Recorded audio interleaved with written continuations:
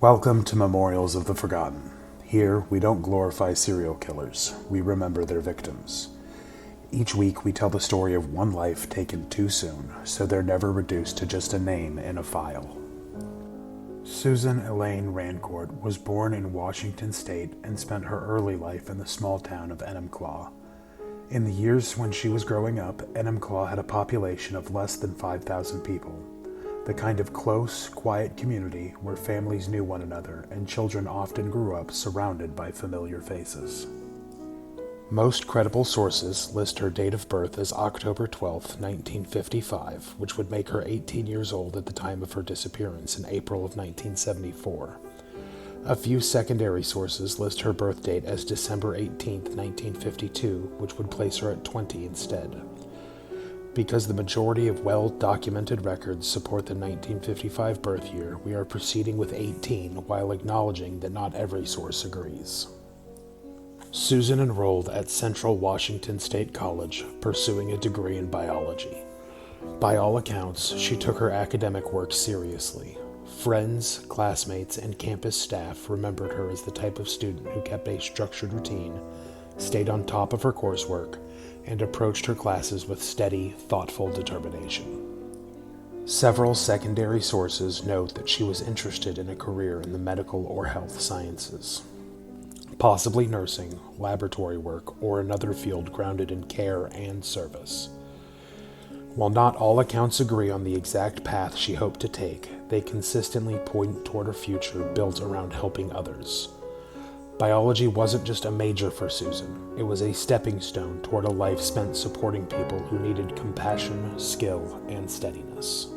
That same commitment to caring for others showed itself in her involvement on campus.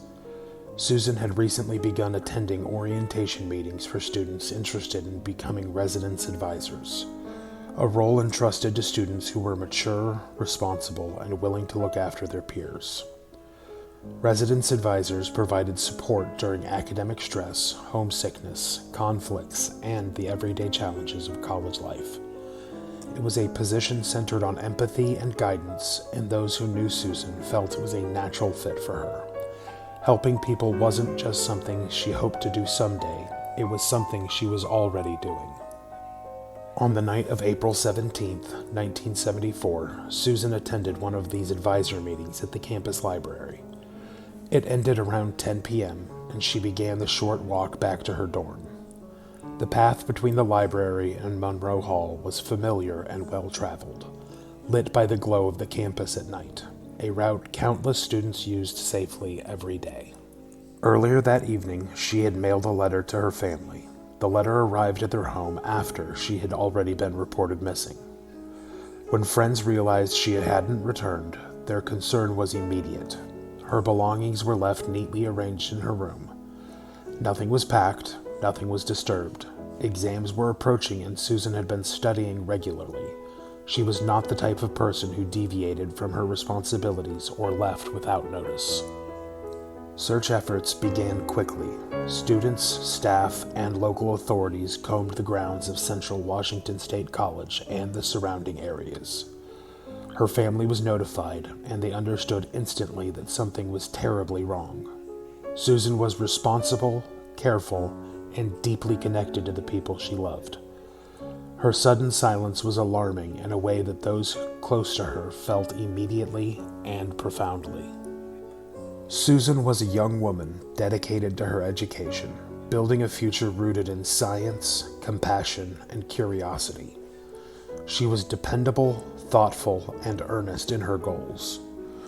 Whether she ultimately planned to become a nurse, a researcher, or another kind of healthcare professional, one thing is clear. Susan was preparing for a life that would have helped others, a life that would have mattered to more people than she ever had the chance to meet.